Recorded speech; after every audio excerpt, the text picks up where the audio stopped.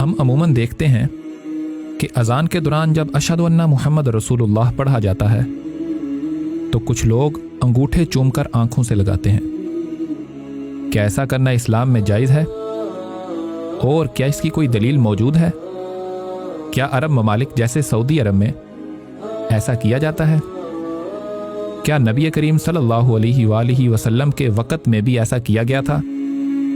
یا پھر یہ کوئی ایجاد اور بدعت ہے؟ اس معاملے کی حقیقت کیا ہے؟ اور جب سیدنا عمر رضی اللہ تعالیٰ عنہ کے سامنے نبی کریم صلی اللہ علیہ وآلہ وسلم کے اسم گرامی کو سن کر انگوٹھے چومنے کی بات ہوئی تو آپ کا رد عمل کیا تھا؟ آئیے ان تمام سوالات کے جوابات اس ویڈیو میں جانتے ہیں،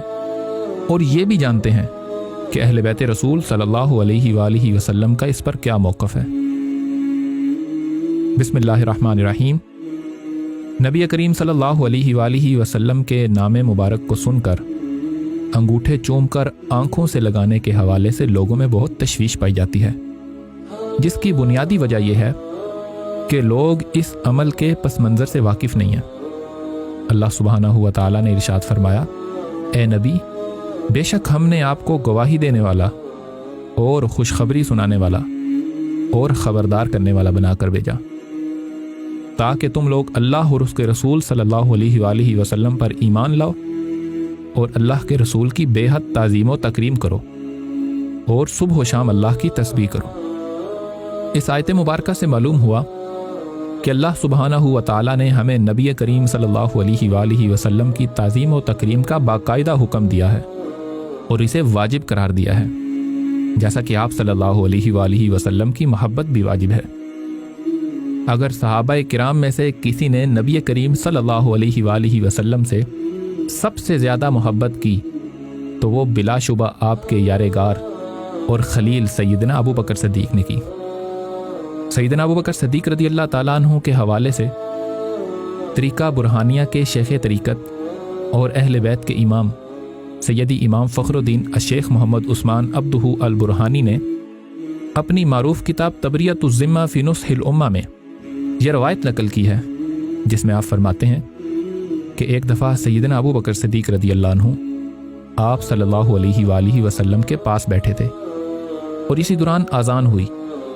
جب مؤذن نے اشہدو ان محمد رسول اللہ کہا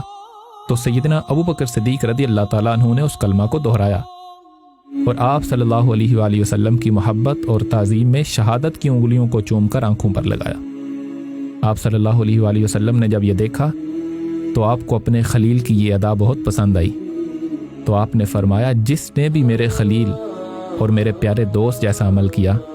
تو قیامت کے دن اس کے لیے میری شفاعت واجب ہو گئی۔ یعنی یہ اس قدر پیارا عمل ہے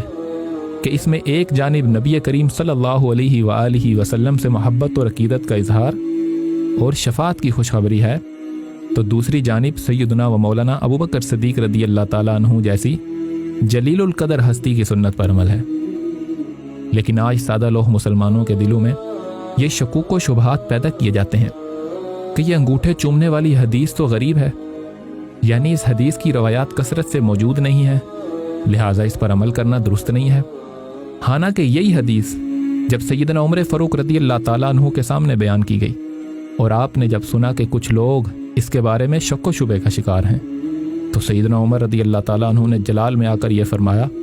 کہ کیا لوگوں کے لیے اس حدیث پر اتنی دلیل کافی نہیں ہے کہ ان سے کہا جا رہا ہے کہ اللہ کے رسول نے ایسا فرمایا ہے؟ اور جب سیدنا صدیق اکبر جیسے عاشق رسول صلی اللہ علیہ وآلہ وسلم کا عمل مبارک اور سیدنا عمر فاروق رضی اللہ عنہ جیسی ہستی کا موقف اور رد عمل ہمارے سامنے ہے، تو پھر اس مبارک عمل کے حوالے سے شبہات میں مبتلا ہونے کا کوئی جواز نظر نہیں آتا، بلکہ اس عمل کے تو بے شمار فوائد اور برکات ہیں۔ جیسا کہ ایک مرتبہ چند لوگ طریقہ برہانیہ کے شیخ طریقت اور رسول اللہ صلی اللہ علیہ وآلہ وسلم کے اہل بیت سیدی الشیخ ابراہیم کے پاس بیٹھے تھے کہ اذان کی آواز گونجی، اور جب مؤذن نے یہ کہا کہ اشہدو ان محمد رسول اللہ، تو لوگوں نے انگوٹھوں کو چوم کر آنکھوں سے لگایا۔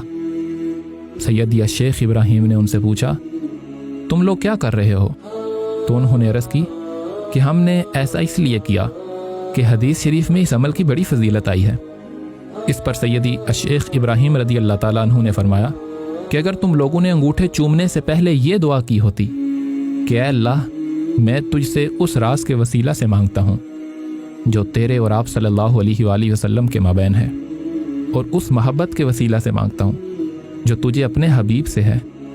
اور جو آپ صلی اللہ علیہ وآلہ وسلم کو تجھ سے ہے، کہ تو مجھے اندھے پن کے شر سے بچا لے، اور پھر اپنے انگوٹھوں پر پھونک کر انہیں اپنی آنکھوں پر لگایا ہوتا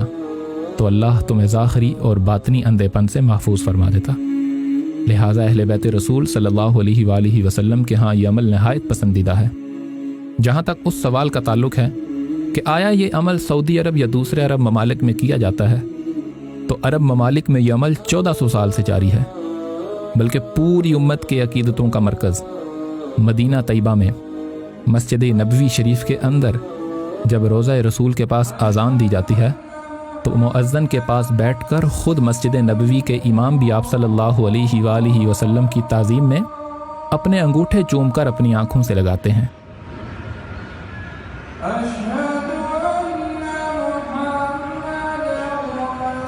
اور جہاں تک اس سوال کا تعلق ہے کہ کیا یہ عمل فرض یا واجب ہے، تو جان لیں یہ عمل مستحب یعنی پسندیدہ ہے۔ جو بھی اسے کرے گا وہ اس سے برکتیں سمیٹے گا، اور اگر کوئی نہ کر سکا تو اسے گناہ نہیں ہوگا، لیکن اس کا انکار کرنا یا اسے بدعت کہنا کسی صورت بھی درست نہیں ہے۔ اللہ سبحانہ و تعالی ہمیں اپنے پیارے حبیب صلی اللہ علیہ وآلہ وسلم کی محبت اور دین کی سمجھ عطا فرمائے۔ آمین۔ وصلی اللہ علی سیدنا محمد وعلی آلہ وصحبہ اجمعین۔